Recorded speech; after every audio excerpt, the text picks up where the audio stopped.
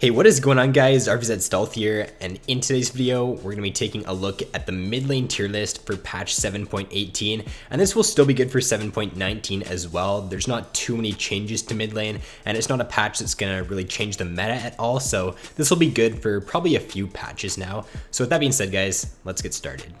So currently the meta right now is mainly focused around the bot lane. Ardent supports are almost played every single game, and whichever lane has that Ardent support, if they get ahead in the early game, then it's almost guaranteed that they'll end up winning the game. If the AD carry with the Ardent support ends up getting a few kills early game, then you're likely to win that game, and therefore champions in the mid lane right now that can snowball bot lane are going to be top tier. Those are going to be the picks that can really have the most influence on a game. If you can just roam really well, if you've got good shove and roam in the mid lane, then those are going to be the strongest picks right now for 7.18 as well as 7.19.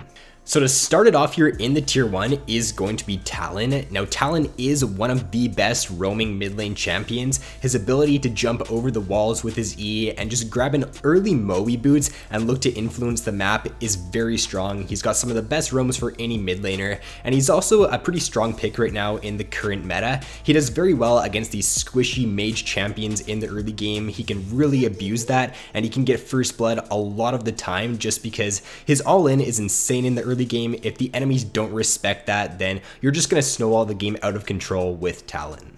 And then what makes Talon a lot stronger than the other assassins right now is that he does have that stealth with his ultimate, and therefore it's a lot harder for these Ardent supports that do have pretty good peel like Janna and Lulu to really react in time to peel Talon off his carries or to peel Talon off of them. So if you get ahead with Talon, your 100-0 combo is insanely strong, so you can really use that to burst down that Janna or that Sona before they can really make an impact during team fights.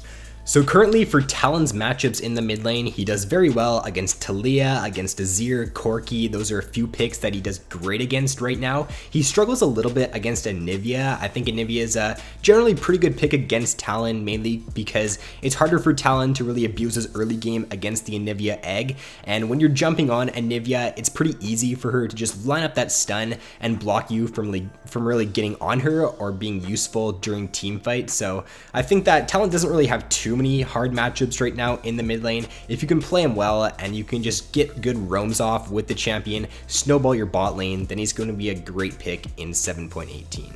So next up here shouldn't be too much of a surprise. It's going to be Twisted Fate. So TF's on here for a lot of the same reasons that Talon's on here. His ability to snowball that bot lane in this patch is very good, and once you hit level 6 as TF, just look to shove out the mid lane and look to go for roam bot lane. If you get that one kill down bot lane, or if you get a double kill even down bot lane, then you're almost guaranteed to win that game. He also is a mid laner that has been buffed recently, and a lot of his matchups in the mid lane that he did struggle against before have been nerfed. So Syndra, for example, is a pretty strong pick against Twisted Fate. She's not really seen too much anymore. She's not as strong of a pick as she was before. So with these other mages just getting hit a few patches ago, it does allow TF to survive the early game a lot easier, get to that level 6, and look to snowball his lanes. If you are looking for some good picks to play against Twisted Fate, Fizz is a pretty good one. Vel'Koz, I found, can also do pretty well against TF. Fizz does have the ability to dodge Twisted Fate's gold card, and then Vel'Koz does have a major range advantage in the laning phase. So I found when playing Vel'Koz against Twisted Fate, it's easy to just hit your Q on him when he is trying to walk up for a gold card or just try to get a card on you, and then you just follow that up with your full combo at level 6, and you could just one-shot the TF. Other than that though, there's not too many picks that are going to do super well against TF in this patch. He is one of the better mid laners for 7.18.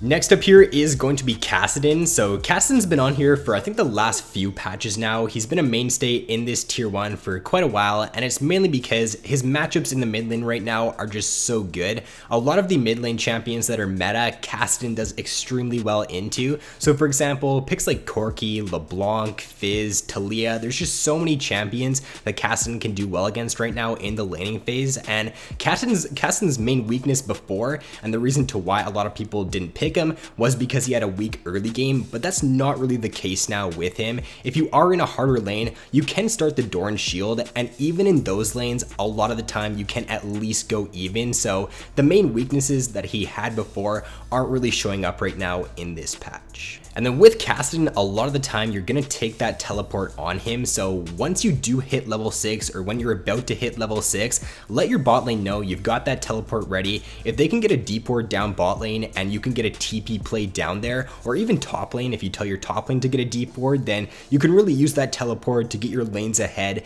And when you're level 6 as Kassadin, it's very easy to clean up those kills because you do have the great mobility with your ultimate. Now, if you're looking for a few good picks against Kassadin in the laning phase, a champion like Talon or Pantheon can do very well against him. Pantheon does have the ability to just poke him out very easily in lane, and the Doran shield, it is going to help Kassadin sustain pretty well against that in the laning phase, but Pantheon with Ignite is going to have a lot of pressure on you in the laning phase. And then Talon can also do pretty well because he's all in. The Doran shield isn't really going to do too much against that if the Talon is just going to look for an all in against you in the laning phase.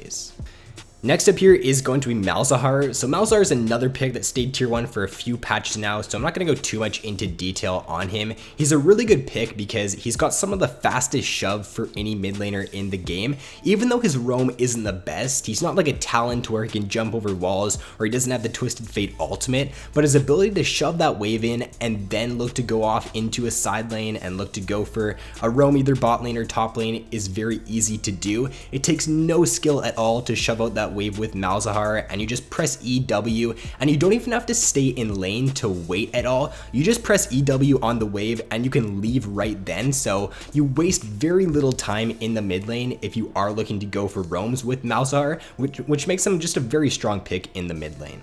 He's also super easy to play, so if you're new to mid lane or you want to pick up mid lane and you just want to play a free low mid lane pick, then I'd highly recommend Malzahar.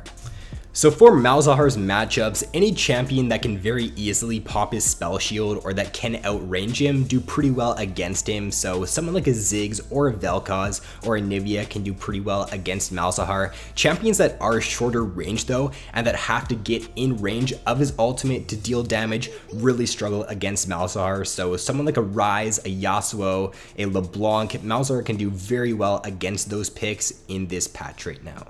And then lastly here, to round out the tier 1s is going to be Anivia. So like Malzahar, Anivia stayed tier 1 for quite a long time now. She's strong for a lot of the same reasons that Malzahar is a strong pick. Her wave clear is very good at level 6, so it allows her to shove out that wave, look to go for roam, and it also allows her to shut down the enemy mid laner for looking for roams, or if they're looking to play an assassin champion that wants to roam at level 6, then Anivia can really shut that down. If they want to roam, then they're going to lose a lot of CS in the mid lane with Anivia shoving in, and a lot of the times I do take teleport when I play Anivia, so if the enemy team or if the enemy mid laner is playing a roaming pick, then I can just tell my bot lane, grab a deep ward, and then if they end up going for a roam, if they're playing a roaming mid lane champion, then you could just match that with your teleport, and you're not going to lose anything in the mid lane, but you are going to set the enemy mid laner behind.